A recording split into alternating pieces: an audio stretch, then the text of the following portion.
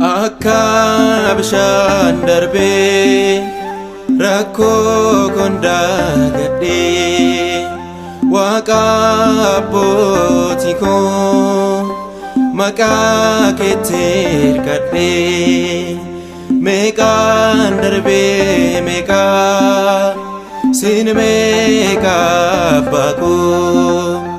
har'aa kan miidhagee Sumani jireenyi koo akka bishaan darbee rakkoo gondaa gadhee Waaqa abbootii koo maqaa keetti hirkadhee meeqaan darbee meeqaa siin meeqaa abbaa koo har'aa kan miidhagee sumani jireenyi koo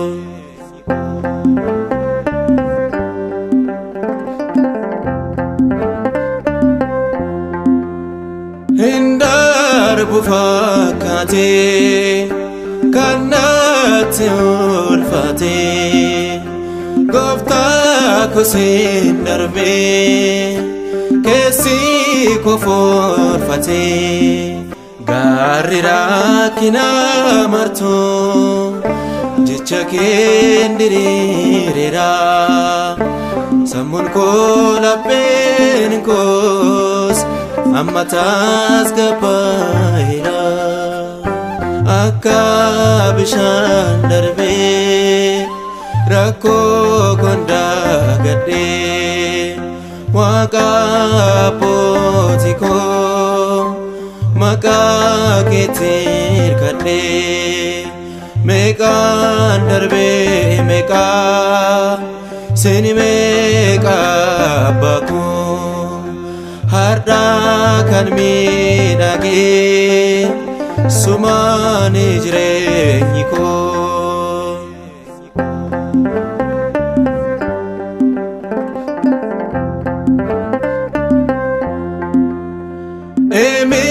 Marko hakte gadda ko cabsite hirdu konaf kote gutu nabanaste galana bidda sana muftasin katamure harra chofayo dede Galata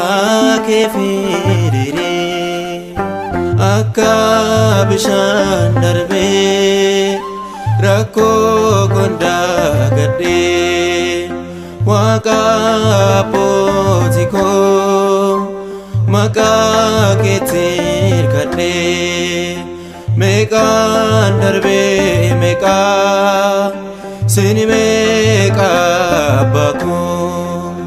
har'aa kan miidhagee sumani jireenyi koo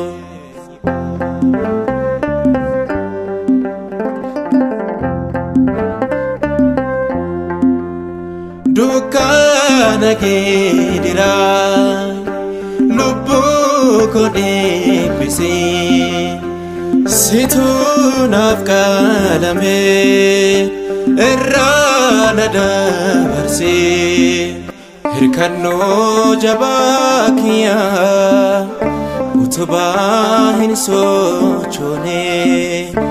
jireenyaat ce'ee malee teellaa kee bu'een bannee akka bishaan darbee rakkoo gondaa gadhee Waaqa abbootii koo maqaa keetiin hirkadhee meeqaan darbee meeqaa sini meeqaa abbaa koo har'aa kan miidhagee sumaani jireenyi koo.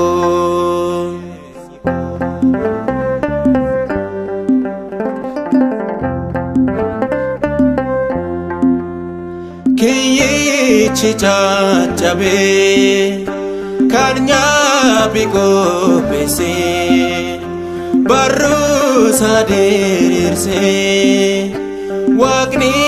na miliqsee gaadaan koo nan argatu akkan kaaneet kufeera inni na waliin jiru mu'annaan aflaateera. Akka bishaan darbee rakkoo gondaa gadhee Waaqa abbootii koo maqaa keetiin hirkadhee meeqaan darbee meeqaa sini meeqaa abbaa koo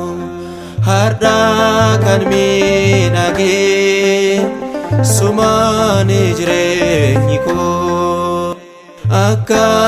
bishaan darbee rakkoo gondaa gadhee Waaqa abbootii koo maqaa keetiin hirkadhee meeqaan darbee meeqaa sini meeqaa